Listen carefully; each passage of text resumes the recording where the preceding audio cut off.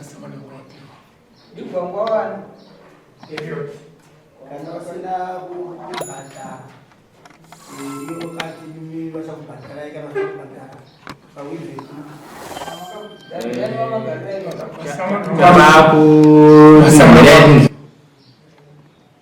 havakwanisi kuti vabhadhare nokuti vakatopuwa samoni vasati vatongo kumusa.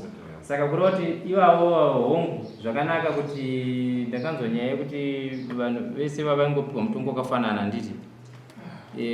Kana vaona zvichivarerukira kuti achangamire mimi ndimi muchiendesai zvinhu izvi munouya nemari yedare yacho nembudzi dzakataurwa namambo.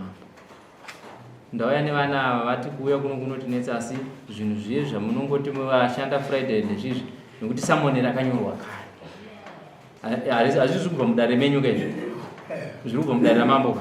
Saka kureva kuti zvishoma zvacho zvavati vari kuuya zvacho izvozvo munazvo zvimwe zvikatosvika munachangana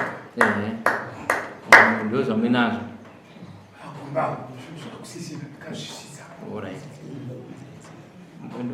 Alright. Saka kureva kuti ivo ngavauye nemari dzemasamoni. chikumbiro chakawanacho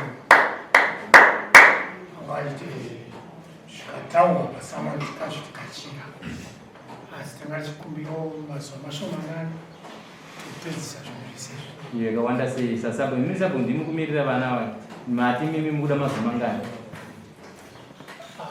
so matauro akaita vazhinji vacho ise ndokutengesa fode mukavapa 2 weeks kumwe zvakatamira Muzwa? Saka tu zinenge dzaita. saka imi munovati musi wa 7 vanongovatikira zvinhu zvavo Then munouya nemasamoni yayo vanofanira kusvika kuno kuita kuti anofanira kubiwa. Nokuti kana samoni iroro makaita asari necase number. Case number iyoyi inenge ichiri kuripota kuti nyaya iri kuti. Saka kana asina kubiwa inoramba iri pending.